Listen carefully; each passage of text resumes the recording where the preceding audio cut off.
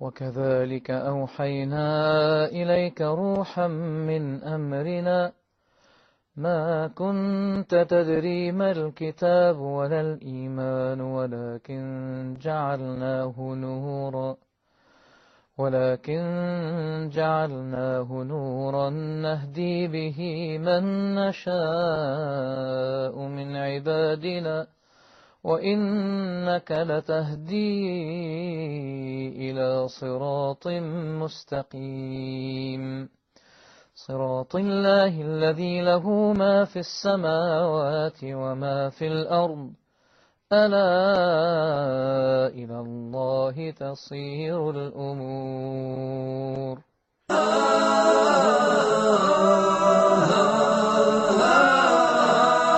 The film you're about to see explains how a human being is created and which stages he goes through to come into existence. This film is about you.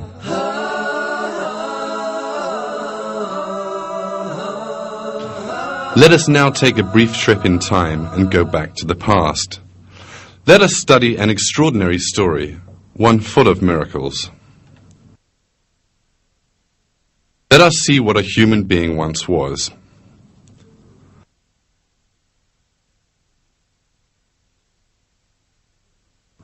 A single cell in the mother's womb.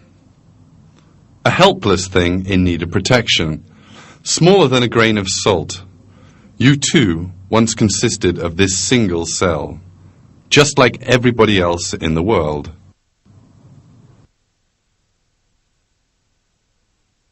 And then this cell divided, becoming 2 cells. Then they divided and became 4, then 8, and then 16 cells. The cells continued dividing.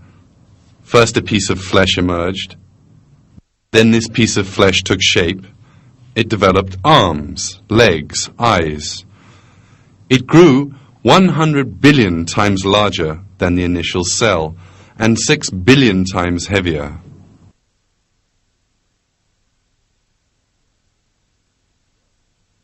God performed a string of miracles and created the human being you are watching in this film, who was once just a drop of water.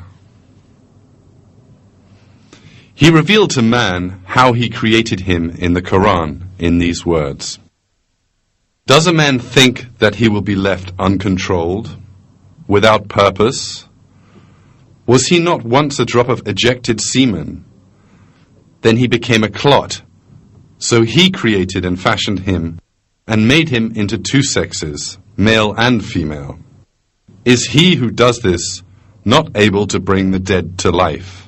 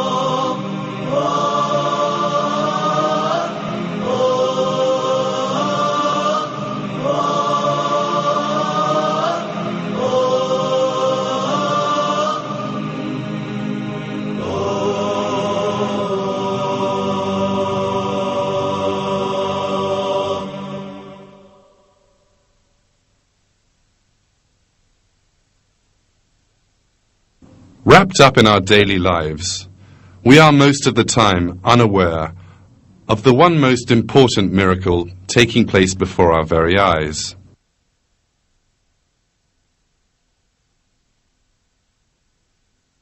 This miracle is the miracle of creation in human beings.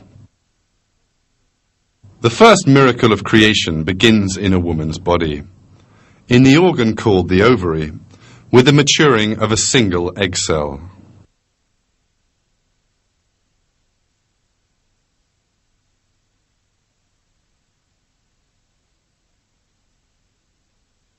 There is a long journey ahead of this maturing egg.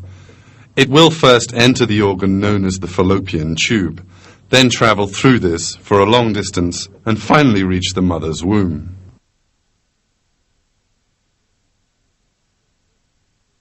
Shortly before the mature egg is released from the ovary, the fallopian tube gets ready to catch it. With sensitive movements, it tries to locate this egg cell on top of the ovary. As a result of this search, the fallopian tube finds the maturing egg and pulls it into itself. And the egg's journey has begun at last. The egg is obliged to travel the whole of the fallopian tube, but it has no organelles to help it to do this, no fins or feet, for instance. For this reason, a special system has been created for the egg's journey.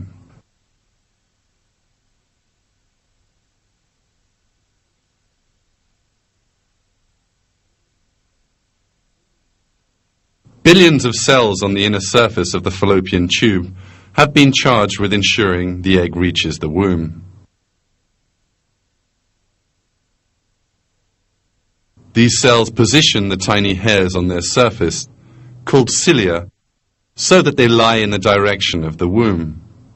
In this way, they send the egg cell in the correct direction, as if passing a very valuable item from one hand to the next.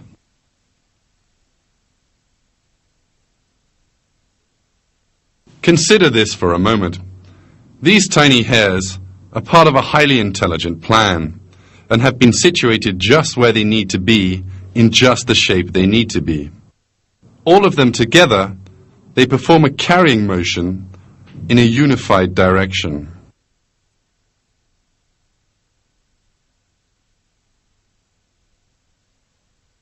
If one part of these cells did not carry out their function, or if they performed their function in different directions, the egg would not reach its target and birth could not take place. God's creation, however, is flawless, and every cell carries out the task assigned to it without error. In this way, the egg cell progresses straight to the place which is being specially prepared for it. In other words, the mother's womb. But the egg cell, being so carefully carried, has a lifespan of only 24 hours. If it is not fertilized within this time, it will die. It needs a vital material in order to be fertilized, the sperm, which will come from the male body.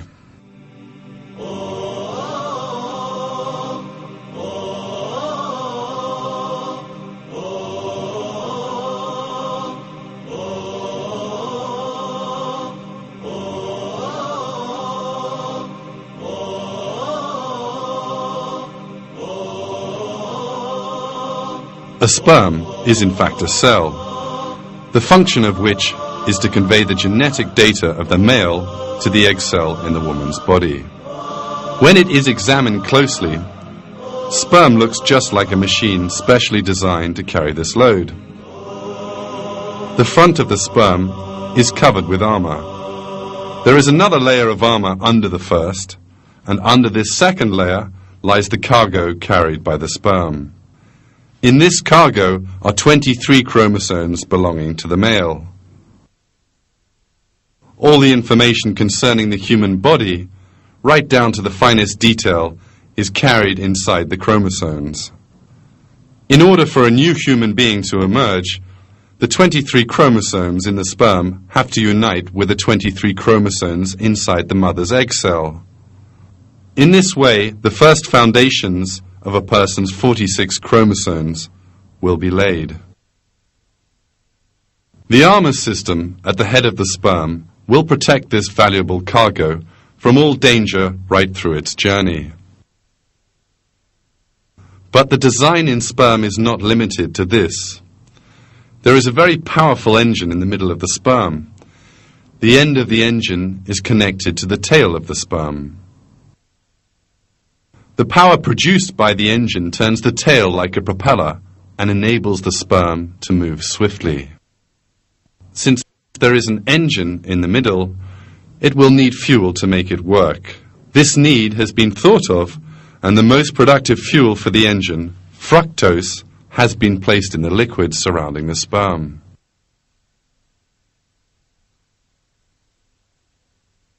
In this way, the fuel for the engine is provided throughout the length of the journey it will undertake.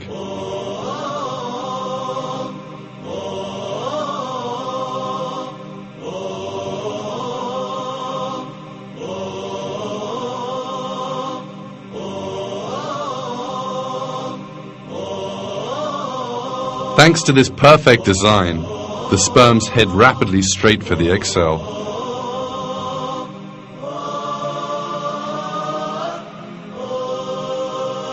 When the length of the sperm and the distance traveled are considered, it emerges that this is relatively as fast as a speedboat.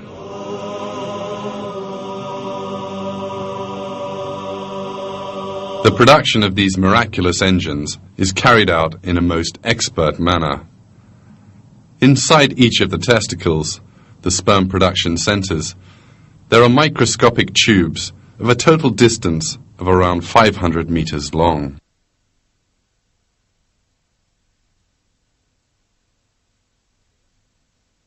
The production inside these tiny tubes works just like the conveyor belt assembly system inside a modern factory. The sperm's armor, engine, and tail parts are assembled onto one another in turn. What emerges as a result is a real wonder of engineering. We have to think a little in the face of this reality.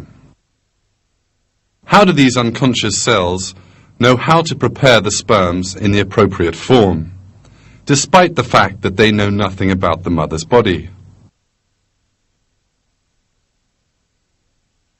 How have they learned to make the armor, engine, and tail that the sperm will need in the mother's body?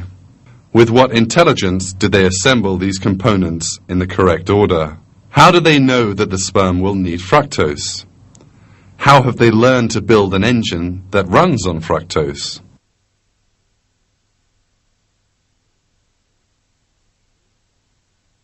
There is but one answer to all of these questions. The sperms and the seminal fluid that they are placed in were specifically created by God for the continuation of the human race.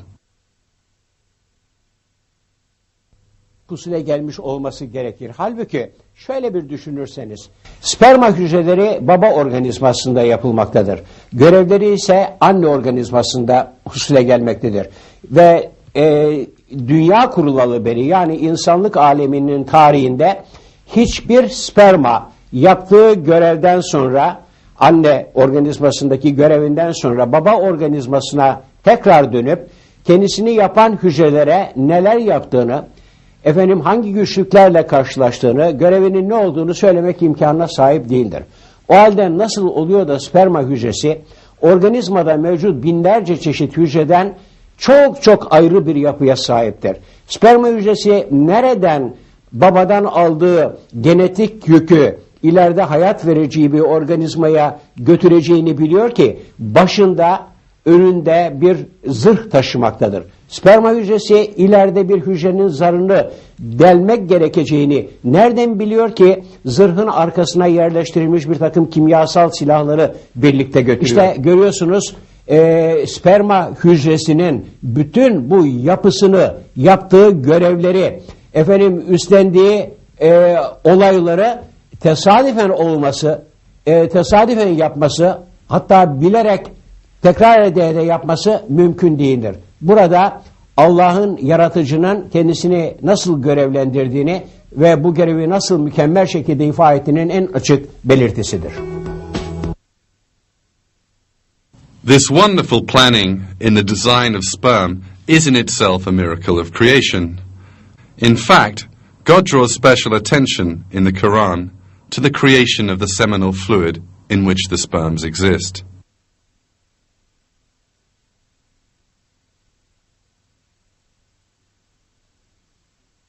It is we who have created you. Why then do you not accept the truth? Have you ever considered that seed which you emit? Is it you who create it, or are we the creator?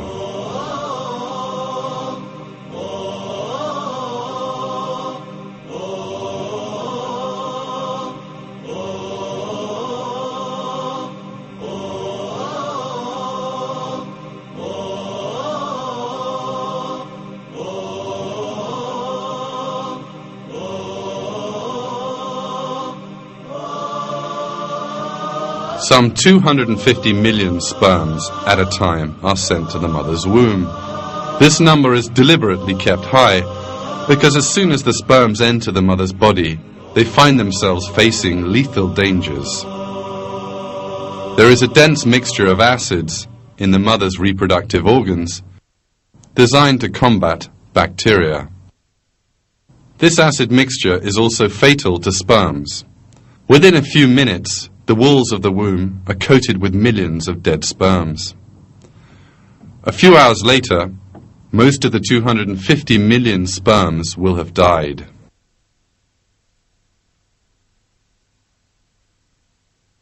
This acid compound, which is most important for the mother's health, is so powerful that it can comfortably destroy all the sperms that enter the womb. In that event, fertilization could not take place, and the human race would come to an end.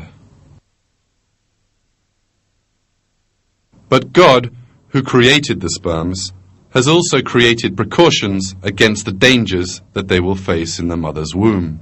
While sperm is being produced in the man's body, a basic compound is added to the fluid that contains the sperms. This compound partially eliminates the effect of the acid in the mother's womb. Thanks to this, a number of sperms pass the mother's womb and manage to reach the entrance to the fallopian tube. If you'll notice, the sperms all travel together in the same direction. But how do they find this right direction? How do they know where the egg, no larger than a speck of dust, is? The sperms find the way to the egg because another perfectly created biological system comes into action. The egg gives off a chemical signal to attract the sperms, which are about 15 centimeters away from it. The sperms head straight to the egg thanks to this signal.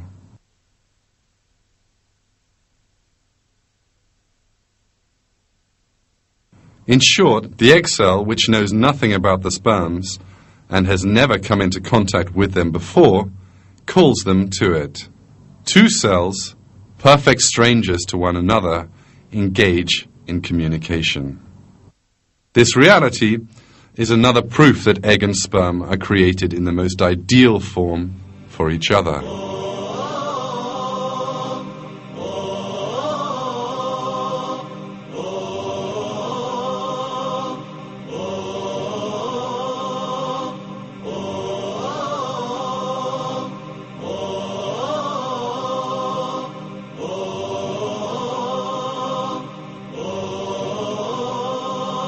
Finally, around 100 sperms manage to reach the egg. Yet the race is not yet over, because only one sperm will be allowed inside the egg. So another race begins. There is one particularly important obstacle confronting the sperms. This is a hard protective layer surrounding the egg, which kills off any unwanted microorganisms that may approach it. It is also extremely difficult to penetrate. In order to overcome this obstacle, special systems again are created in the sperm. Underneath the armor in the sperm's head, it houses secret weapons which it has so far concealed. These are tiny dissolving enzyme sacs. These little sacs make a hole in the protective layer by dissolving it, and the sperms can then enter this layer. While the sperm is moving ahead inside the layer, the armor at the end gets worn away, eventually falling apart.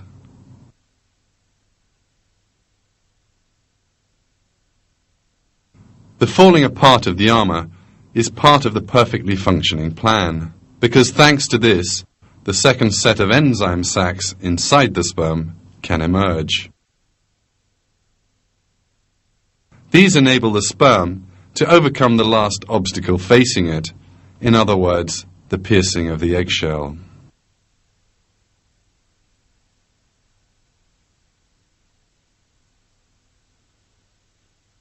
You are now looking at pictures taken by an electron microscope.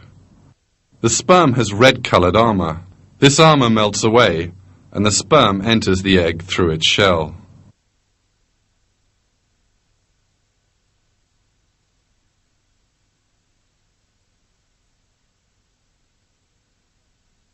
The flawless conception in the coming together of sperm and egg does not end here. As soon as the sperm reaches the eggshell, yet another miracle takes place. The sperm suddenly abandons the tail, which has brought it all this way. This is essential, because if the sperm did not do so, the tail, which is constantly in motion, would enter the egg cell and destroy it. The discarding of the tail section resembles the way a rocket might jettison its spent fuel tanks on leaving the atmosphere, having no further use for them. But how can the tiny sperm make such a fine calculation?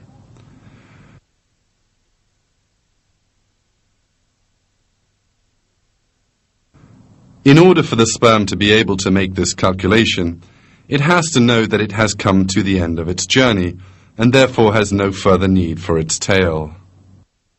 But a sperm is an unconscious biological machine, which has no intelligence and is not able to perceive its surroundings. God, who creates sperm, created it together with a system that enables the tail to fall off at just the right moment. The sperm, abandoning its tail, pierces the egg and deposits the load, in other words, the chromosomes, through the hole it opens up. The process of the carrying of the genetic data in this way comes to an end. As a result of the harmonious functioning of hundreds of different and independent systems, genetic data regarding the man's body reaches the egg cell. As we have seen, even just the union of sperm and egg is only possible thanks to a perfect planning and design, leaving no room for any coincidence.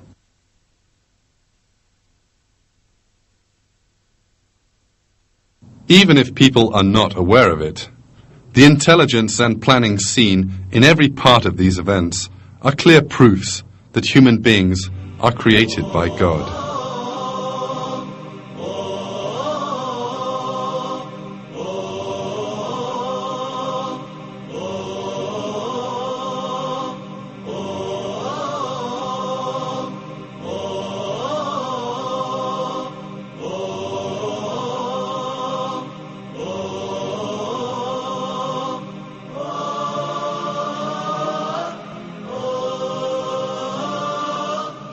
You are looking at an egg cell which is not yet joined with a sperm. The genetic data of the sperm and the egg are side by side. But one of the greatest miracles in the world is about to happen. Two sets of genetic information are about to mix with one another to form an entirely new human being. And union has happened.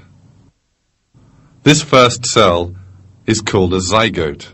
It may be hard to believe, but inside this cell is all the information regarding a person as yet unborn. The unborn baby's eyes, complexion and hair color, the shape of his face, and all his other physical features are encoded here.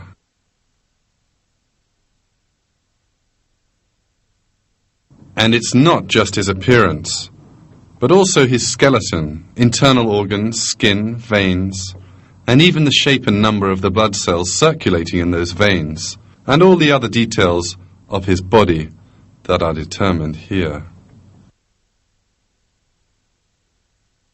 Everything is determined and written in this cell, from a person's features at age 7 to his features at age 70.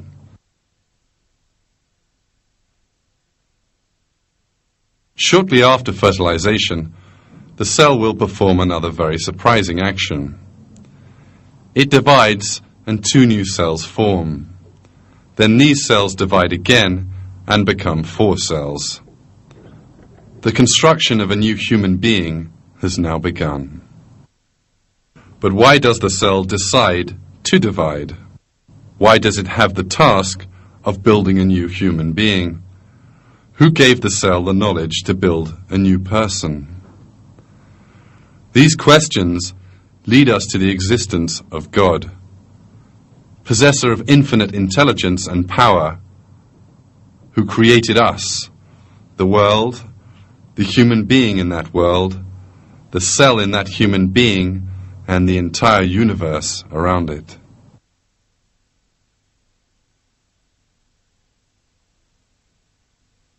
At this moment, you're seeing the journey inside the fallopian tube of the constantly dividing and multiplying cell. This collection of cells is known as a morula.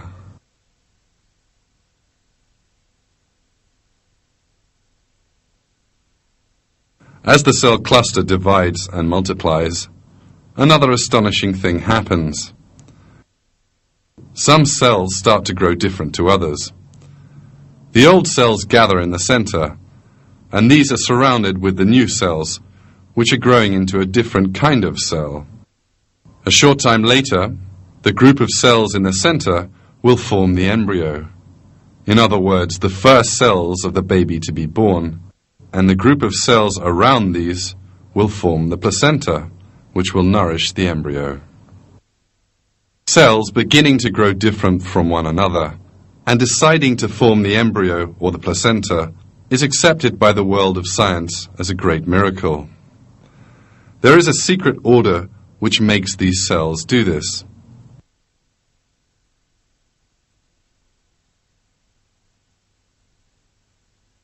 About 4 days after fertilization, the dividing cells reach an area specially prepared for them, that is to say, the mother's womb. In order not to be expelled from the body, they have to cling on to the womb. However, the newly forming embryo is a round cluster of similar cells. It has no special hook or extension to enable it to cling on anywhere.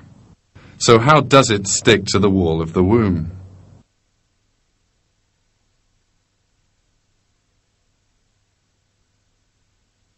This too has been taken into account. When these cells reach the wall of the mother's womb, a special system goes into operation. What you're now seeing is a cell cluster which has just reached the mother's womb, seen now under an electron microscope. The cells on the very outside give off a special enzyme which dissolves the womb wall.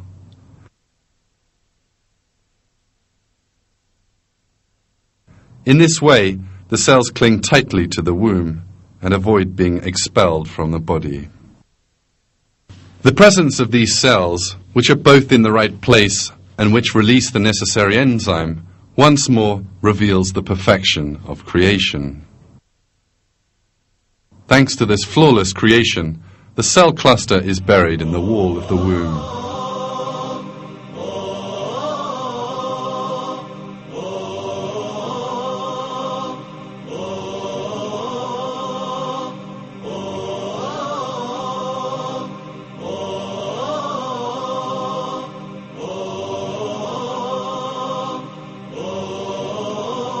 This new living creature, which sticks to the womb and begins to grow, is now known as an embryo. This truth, discovered by modern science, revealed an important miracle of the Qur'an. In the Qur'an, God uses the term alaq to refer to the first phase in the mother's womb. Read in the name of your Lord, who created. He created man from alaq. Read, and your Lord is most honorable. Alaq, in Arabic, means a thing which holds on to somewhere. The word is even used in describing certain parasites which stick to the skin and suck blood.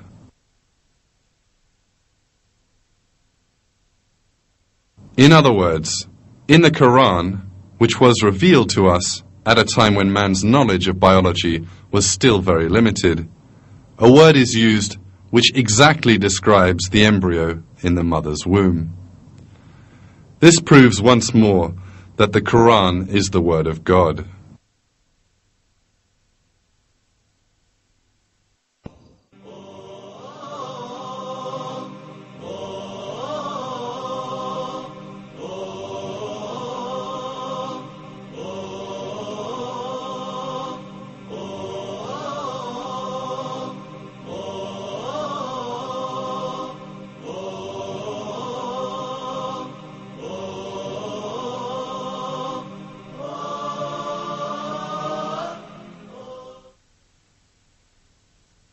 A countless number of single-celled creatures live in our world, which is a planet full of life. All of these single-celled creatures multiply by dividing and form exact copies of themselves as they do so.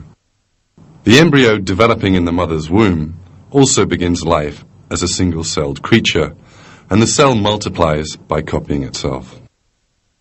In this situation, unless there were a design, the cells of the unborn baby would all turn out to be the same, and what eventually would emerge would not be a human being, but a shapeless mass of organic matter. But nothing like that happens, because the cells are not unsupervised. A few weeks after the sperm and egg have come together, the cells start to differentiate, obeying a secret command which is apparently given to them. We are now witnessing this change, which is described as a miracle by all scientists. The unconscious cells have set about building the internal organs, skeleton and brain.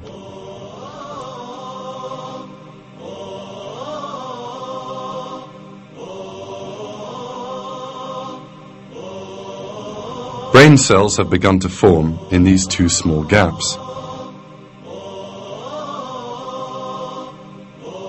This view you are now seeing, taken under an electron microscope, is the first development of the brain. Brain cells will multiply rapidly here, and as a result of this growth, the baby will possess some 10 billion brain cells.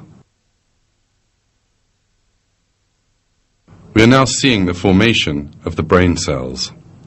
Every minute, 100,000 new cells are added to this collection.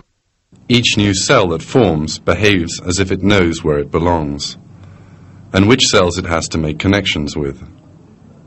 Each cell finds its own place. Out of an infinite number of possibilities, it joins only to the cell it needs to.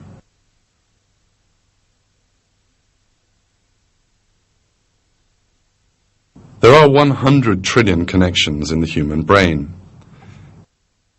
In order for brain cells to be able to make these trillions of connections properly, they need to demonstrate an intelligence far superior to that possessed by humans.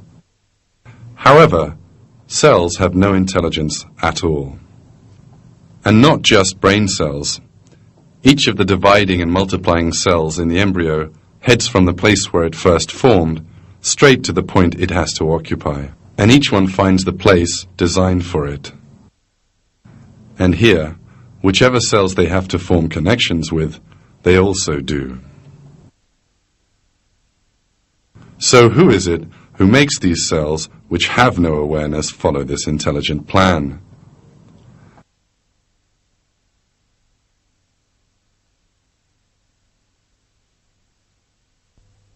Bir yere gelir, rahime gireceği yeri seçer ve oraya yapıştıktan sonra aynı olan bütün bu hücreler nasıl oluyor da birdenbire bir yerden bir emir almış gibi hepsi ayrı ayrı yerlere göç ederek ayrı ayrı organların oluşmasını sağlamaya çalışırlar. Bu açıkça gösteriyor ki bu aynı olan hücreler, ne yapacaklarını bilmeyen hücreler, bütün genetiği, DNA'ları aynı olan hücreler bir yerden bir emir alarak bazıları beyni, bazıları kalbi, bazıları ise diğer organları teşkil ederler. Construction inside the mother's womb goes on unceasingly. Some of the cells undergoing change suddenly begin to expand and contract. Following that, hundreds of thousands of these cells come together, and these make up the heart. This heart will continue to beat for a lifetime. In a short while, we'll see a real miracle. These cells, which stand independent of each other, are in fact vein cells. Then these cells suddenly start to join onto each other and form connections between themselves. And the cells form the veins. Let's see that magnificent sight again.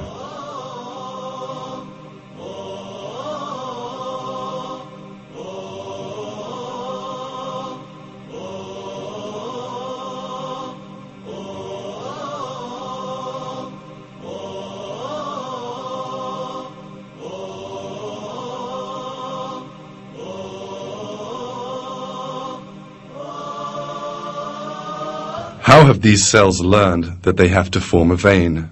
And how can they do it? That is one of the questions that science has not yet found an answer to. The vein cells eventually make a perfect tubing system with no cracks or holes in it. The internal surface of the veins are smooth, as if made by expert hands. This perfect vein system will soon begin to carry blood to every part of the baby's body.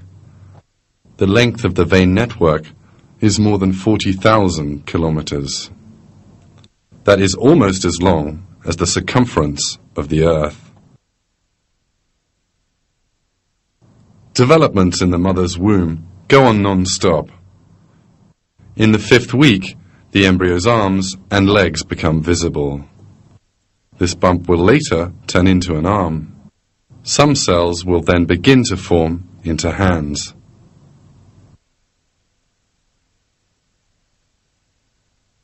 But in a while, some of these cells will do a most surprising thing. Thousands of them will commit mass suicide.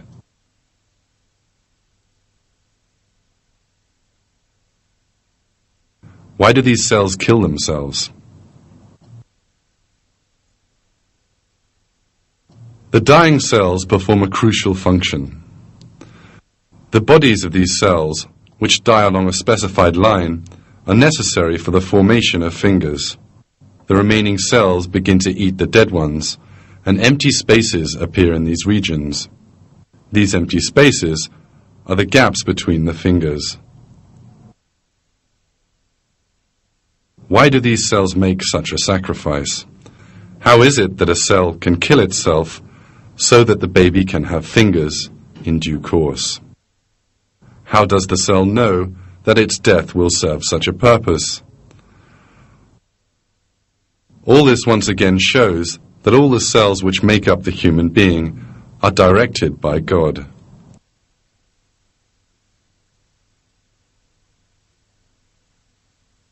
At this point, some cells have started to make legs. The cells cannot know that the embryo will need to walk in the outside world, but still they make legs and feet for the embryo.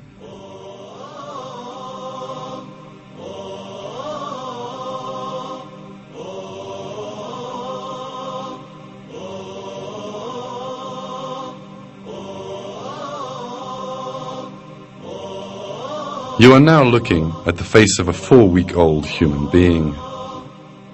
At this stage, 2 holes develop, one on either side of the embryo's head. It's hard to believe, but the eyes will be constructed in these holes. Development of the eyes starts in the 6th week. The cells operate with an unbelievable plan for months. and one by one form the different regions of the eyes. Some cells build the cornea, some the pupil, and others the lens. Each cell stops when it reaches the limit of the region it has to build. And the eye, which consists of some 40 different components, is constructed flawlessly.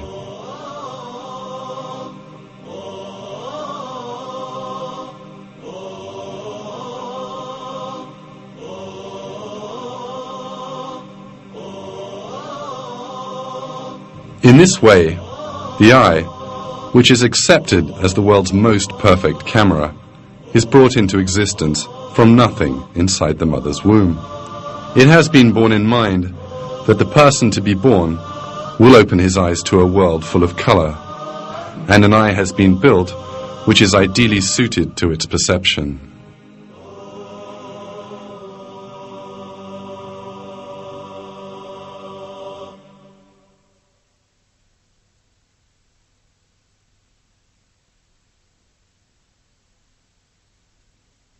The sounds this as yet unborn person will hear and the music he will listen to have also been taken into consideration. The ears which will listen to that music are also constructed in the mother's womb.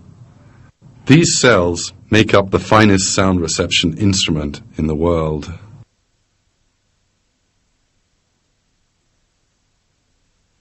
These scenes remind us once more that sight and hearing are in fact great blessings that God has bestowed upon us. God puts it this way in the Qur'an: "And God has brought you out from the wombs of your mothers while you know nothing, and He gave you learning, sight and hearts, that you might give thanks."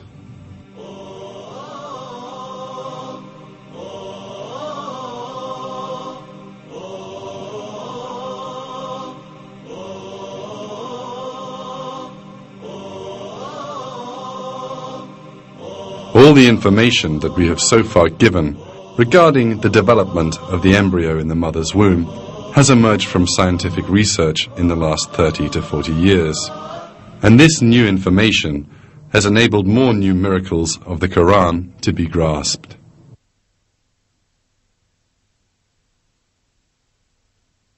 Until quite recently, it was thought that the bones formed at the same time as the muscles.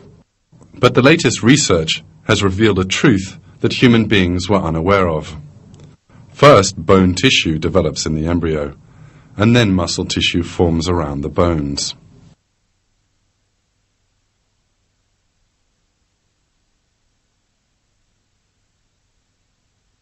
The interesting thing is that this newly discovered fact was revealed 1400 years ago in the Qur'an.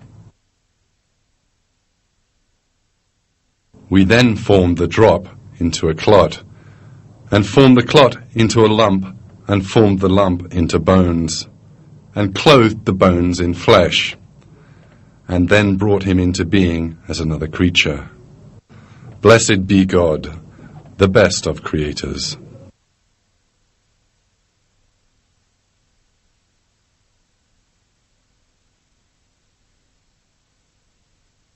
On the other hand, scientific research into birth has shown that the baby goes through 3 stages in the mother's womb.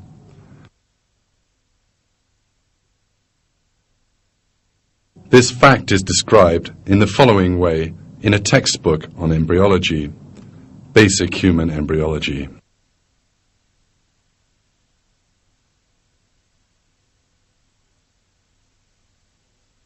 Life in the womb goes through 3 phases: pre-embryonic, the first 2.5 weeks, embryonic, up to the end of the 8th week, and fetal, from the 8th week to birth. This information, which was come by with the use of modern technology, the result of long years of research, was nevertheless given in the Qur'an some 1400 years ago. These 3 phases in the mother's womb are announced in the Qur'an in this way: He creates you stage by stage in your mother's wombs in a 3-fold darkness. That is God, your Lord. Sovereignty is His. There is no God but Him. So what has made you deviate?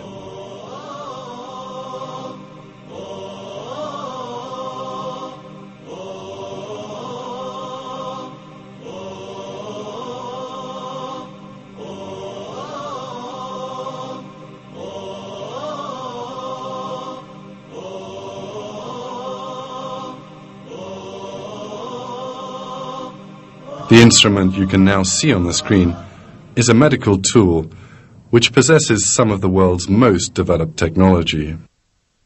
It is a life support system which people in intensive care are linked up to. But this entire room full of high technology pales by comparison to another far more developed system of biotechnology. This superior piece of equipment is the placenta, which surrounds the embryo in the mother's womb and meets all its needs.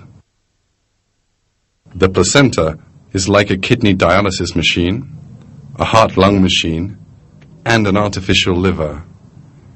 It carries out all these functions at the same time.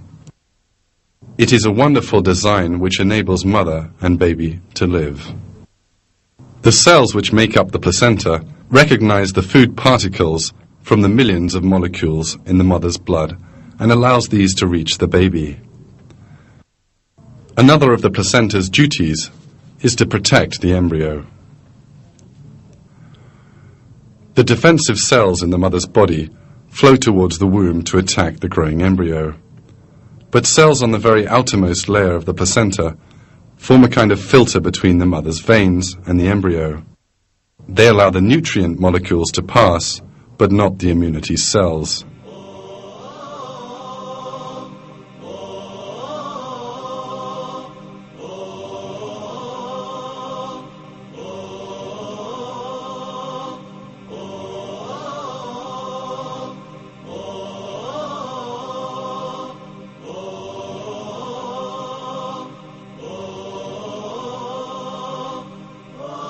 If the job of taking care of the growing embryo's needs had been given to a human being and not the placenta, then the embryo would not survive more than a few minutes.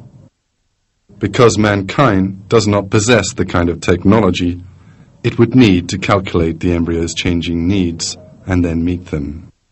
The only piece of technology sufficiently sophisticated to carry out this function is the placenta. This cord enables the link to be formed between the baby and the mother's body.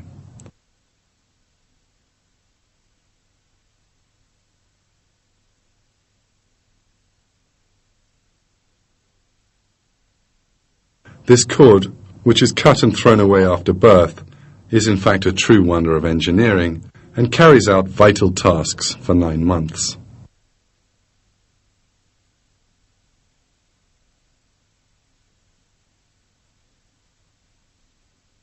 It contains 1 vein and 2 arteries. The vein carries food and oxygen to the embryo. Thanks to this, the embryo does not drown, even though it lives in a liquid-filled environment and its lungs are full of water. It does not die, even though its digestive system has not yet been constructed and it cannot eat. Both of these 2 basic needs are provided for by the embryo through its placenta. The arteries remove the carbon dioxide and waste food products from the baby's body. Neither the mother nor the embryo growing in her womb are aware of these systems and processes.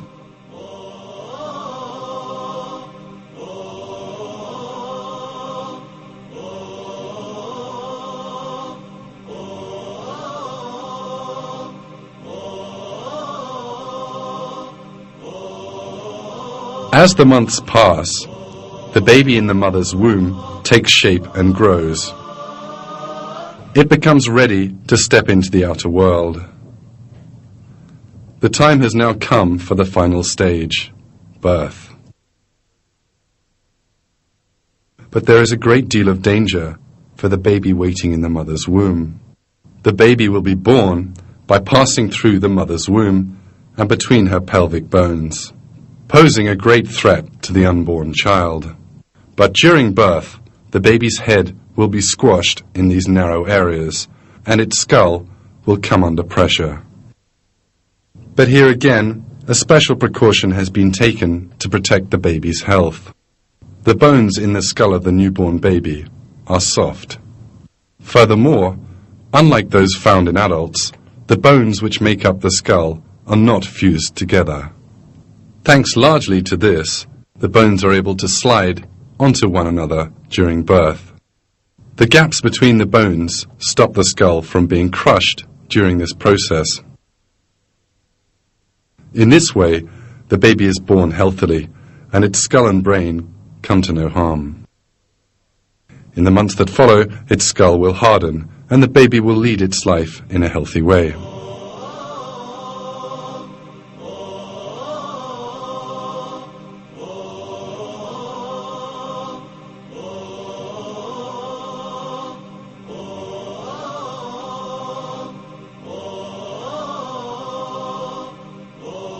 Have happened to every human being in the world. Everyone was hurled towards the womb as a sperm cell joined with the egg, thanks to the specially created conditions there, and then began life as a single cell. Even before they had the slightest idea of their own existence, God gave their bodies shape and created a normal human being from a single cell. It is the duty of everyone in the world to consider this fact.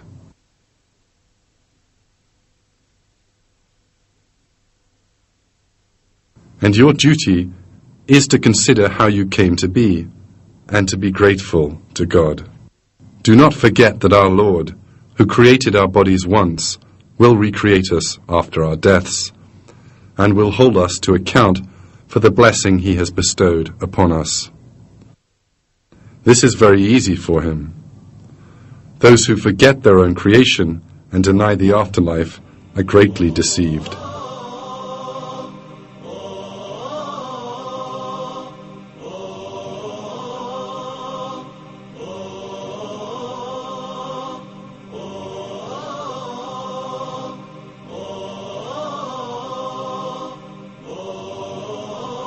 God speaks of these people in the Qur'an. Does not man see that we created him from a drop, yet there he is, an open antagonist. He makes likenesses of us and forgets his own creation, saying, "Who will give life to the bones when they are decayed?" Say, He who made them in the first place will bring them back to life. He has complete knowledge of every created thing.